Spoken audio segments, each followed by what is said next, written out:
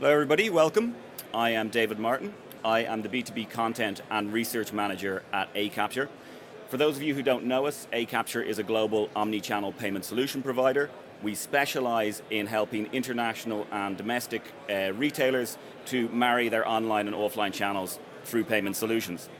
We also do research, and I'll be sharing some of that research with you today, namely 5 future trends in consumer technology. Now, this research comes from a white paper we have just published, which is called Future Trends in Consumer Behavior, Technology in a Connected World 2017 to 2020. It brings together data and insights, facts, interviews, stats from a number of different sources, including Carney, GenBuy, PwC, IBM, Nielsen, and Forrester, plus the data collected by our own in-house research team to paint a clear picture for domestic and international retailers looking to shape their sales strategy from now until 2020. This is what we'll be looking at today specifically. I'm going to go through the current retail landscape. We're going to be talking about the consumers that are currently driving change. I'm going to highlight those 5 future tech trends that I discussed earlier, and I'll leave you with a few conclusions to take with you. So let's begin with the current retail landscape. Retail in 2017 is all about experience, and that experience is powered by data. The most successful retailers are putting the customer first. They're developing industry-leading customer service, giving personalized experiences, implementing easy-to-use interfaces, and responsive pricing according to demand, conditions, and location. Consumers are investing in those experiences. Let's start at a very simple level. Click and collect is still one of the most popular and efficient means for a retailer to marry online and offline channels. The benefits are very obvious. It's a physical presence, so there's a memorable face-to-face service for the retailer. The consumer is given an added layer of convenience. They can order from wherever they want, and it facilitates a 360-degree brand experience. And at the top there, I'd like you to keep that in mind throughout the presentation. 70% of purchases are based on positive brand interaction. To deep dive into the statistics a little bit more, 40% of consumers will make another purchase when they visit a store for a click and collect order.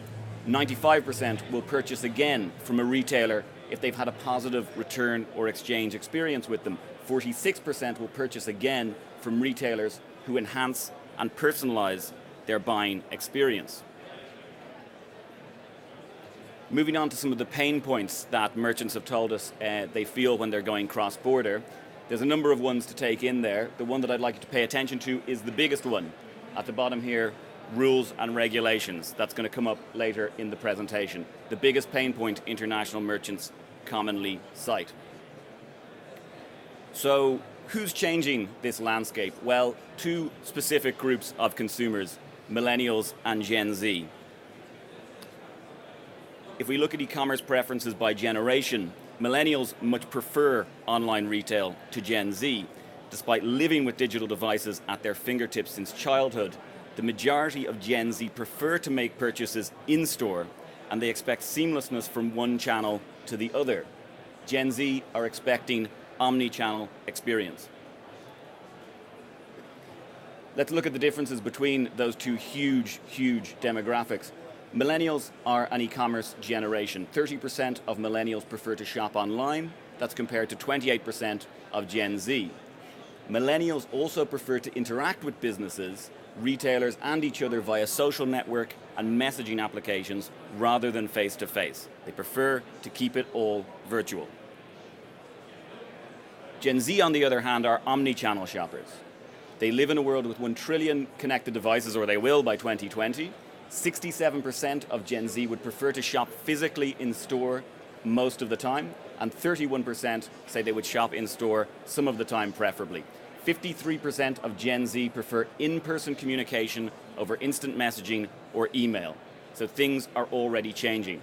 Another important fact, Gen Z are very focused on the values of the people they buy from. They want to know who you are, they want to know what you believe in. As Harriet Green from IBM told us, Gen Z demand highly personalized interactions, they value quality over price, they want to be engaged with the brand across every channel. Now, going on to those trends that we discussed, the first of the 5 is data science. The data market was worth $23.8 billion in 2016. That is going to reach $43.3 billion by the end of this year. As Dan Anderson from Forrester says, 2017 will be the year the big data floodgates open, driven by a voracious appetite for deeper contextual insights that drive customer engagement via mobile, wearables, and IoT.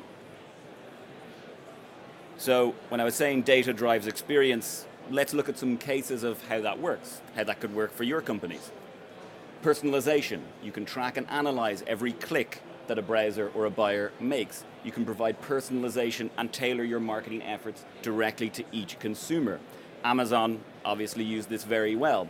They browse data to predict trends, then they compete on the value of the experience they're giving the user rather than just the price of the product. Optimization. Recently, a North American food delivery business matched user data on location and preferences to the weather conditions in their area. They could offer a promotion for people who they felt might not be able to cook due to power outages and storms. That program yielded a 20% response rate. Social insight. Social media data offers clues on consumers' locations, on their professions, on their interests, and that's even more powerful when you combine it with data like credit and shopping history. You get a complete view of the consumer, how they like to pay, and what they like to buy. Second trend I'd like to talk about is artificial intelligence and machine learning. Now, I was discussing data and I was discussing experience, and artificial intelligence really, at its best for retailers, bridges the gap between the two things, the mountain of data you have and this great experience you want to give each individual customer. So how do you know that you have a good piece of AI software if you're a retailer? Well, it should really be doing these four things. Making suggestions, bespoke suggestions on specific contacts in your database. It should be delivering personalized messaging at opportune moments for individuals. It should be optimizing the intelligent insights that have developed through machine learning. And it should work in real time without requiring any manual intervention from your company. It should not be giving you more work to do, less work to do with better results. And some ideas of why artificial intelligence should be taken seriously and how you can use it. Well, firstly, it will be a $70 billion industry by 2020. It's getting bigger all the time. And here's some ways that it can be used. Personal product recommendations. You can cross-reference data with available products, presenting the most potentially appealing suggestion to each customer.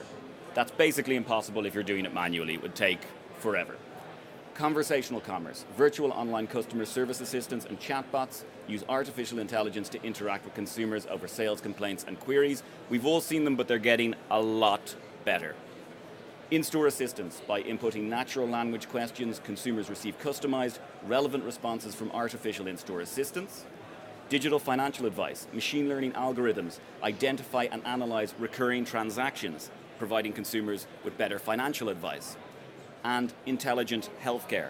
There's increased time between diagnosis and treatment, enabling faster administration of treatment plans with greater accuracy and fewer scans. The next trend that I'd like to talk about is virtual reality and augmented reality. Just to introduce this topic, interesting statistic at the top, 80% of consumers are more likely to visit a store that offers some form of entertainment. And the number of active virtual reality users will be 171 million by 2018 worldwide. Before we deep dive into how you can use VR as a retailer, here's just an overview of how it's being used currently. Millennials in APAC have the strongest preference for virtual reality of all regions. It really has already dug in its nails in that region. However, all the main innovations and research in augmented reality and virtual reality is happening in North America. So the lion's share of the innovation is going on in this sector. Silicon Valley is taking this extremely seriously. Almost half of the global revenue from VR in an e-commerce and retail setting, however, will still come from Asia Pacific by 2020. So for a lot of retailers, they're wondering how VR can be relevant to them. How can you actually use it? Well, some big brands are using it, and they're using it in some really interesting ways.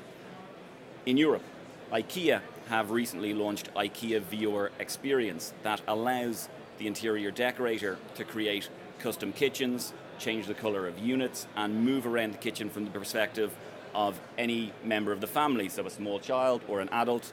The person who is buying this interior can see from all different levels, from all different members of the family, how they will experience it. In the United States, Harley-Davidson have created an in-app virtual shopping experience so the consumer can try out different seats, different lights, different body types and all that before they actually order the personalized design. In Asia, commonfloor.com, they're India's leading online retail estate platform. They have created the Common Floor Retina app. It offers potential buyers the chance to view multiple properties from anywhere, anytime.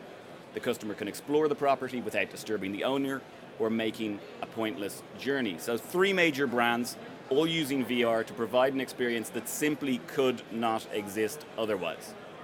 And again, a little bit of a stat at the top there, 79% of customers will revisit stores that offer an interactive experience that allows them to better customize, better personalize their product. Number 4 on our lists of trends is blockchain. $1.4 billion was invested globally in blockchain startups in the last 9 months of 2016. A long quote there from George Howard. The main thing is the beginning of it. From a customer viewpoint, this will not be obvious as blockchain tech should be dominantly invisible, even as its features and functionalities improve people and businesses' lives. So why is blockchain so important? Well, here are a few of the benefits for retailers from a payment perspective. Cross-border payment simplification. The cost of international remittance is 5 to 20%. Blockchain reduces that to 2 to 3% of the total amount, providing guaranteed real-time transaction across borders. And Santander has become the first major bank globally to use blockchain for cross-border payments. Digital paperwork efficiency. Blockchain can reduce the costs associated with legal contracting by cutting out the middleman. In e-commerce, logistics involves a number of parties handling paperwork and handling payments.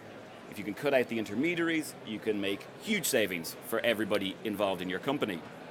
And finally, securing anti-money laundering and knowing your customer. Financial institutions perform labor-intensive multi-step processes for each new customer. If identity management is moved to the blockchain, users are able to choose how they identify themselves and with whom that identity is shared, providing every party in the network access to the same source of information. And the final trend that I'd like to discuss today is IoT, the Internet of Things. By 2020, there will be 50 to 100 billion connected IoT devices worldwide. And obviously, enterprises worldwide are interested in this. In fact, 82% of enterprises say they are interested in the Internet of Things. 23% of enterprises say they are using an IoT solution currently. 29% say they are planning to use one soon. And 30% say they are interested in IoT. So why all this interest in the Internet of Things? Well, the benefits are huge for retailers and for people in various different industries. Firstly, there's a faster time to market. You can understand consumer needs, it means you don't need to market trial as much. You allow the business to launch new products more efficiently and faster. Cleaner inventory management. A warehouse can implement IoT-enabled scanners so workers can track the inventory. Automated inventory management reduces manual processing. Energy efficiency. Introducing sensors and trackers, heating and lighting can be controlled remotely or automatically, and money can be saved. You can improve productivity through IoT, empower employees to accomplish tasks quickly with reduced margin of error. And finally, consistent storage and production. It enables consistent storage on production quality. In agriculture, for example, sensor readings can tell a business owner what the soil moisture or light levels are at a particular site or local fertile ground. Investment in IoT is going up massively every year. As you can see there by industry, how much is being invested. Unsurprisingly, when I describe some of those benefits, manufacturing, logistics and tech are at the top, but retail is also very, very high. By 2019, it will be about $60 billion US dollars in investment. And what will this mean for you guys, for retail and for how we live generally? Well, the economic impact of IoT will be over $11 trillion by 2020. And here are some of the ways that we believe it will change the way we live and the way we do business. Health, we're already seeing examples of this. Consumers will wear devices to feedback on activities, health and fitness, resulting in faster and more convenient and lower cost medical diagnostics. At home, people will control their settings remotely, from heating their homes to how often the garden is watered. Anything involving a device can be done from a central platform. In the community, the Internet of Things will improve safety. Cars will be networked to one another, avoiding collisions and monitoring the speed limit. Goods and services, factories and supply chains have sensors and readers to precisely track material, speed up manufacturing and the distribution of goods for online retail. And in terms of the environment, there will be real-time readings from fields, forests, oceans and cities about pollution levels, soil moisture, and allowing for closer monitoring of environmental issues. There is, however, a drawback to IoT, and it's a very real one, and it's one that retailers need to pay attention to. By 2020, it will make up 20% of your annual security budget, and 100% of these vulnerabilities are avoidable. Unfortunately, the rush to bring smart devices to market means to meet consumer demands means the majority of devices that will be released in the next 3 years will be low priced, with low attention to security. If they continue to perform their primary function, the person using them doesn't believe they are under attack. And this has been cited by IT professionals as the device most likely to be a source of security threat or breach, wearable IoT devices. Well, it's a lot of information to take in, I understand. So I'll give you a few conclusions of what we think all this information means. Firstly, where I started, retail is about experience. Consumers expect more than just a product from you guys. They want 360-degree experiences from your company. Click and collect, as I began with, a very, very simple model, but it brings major benefit to an omni-channel retailer. And enhanced in-store and interactive online experiences encourage shopper retention and repeat purchases. 2017 will be the year of data science. In order to deliver supreme experiences, retailers need to analyze your customer data. Intelligent software can read patterns, cross-reference consumer information with products and the market conditions. VR and AR will be driven by Gen Z and by Millennials. Millennials prefer to interact with businesses, retailers, and each other via social networks and messaging apps. Again, the Asian consumers have the strongest preference for VR, and that will remain the same way for the next 3 years. However, the big innovations are happening in the West, in North America, in Silicon Valley.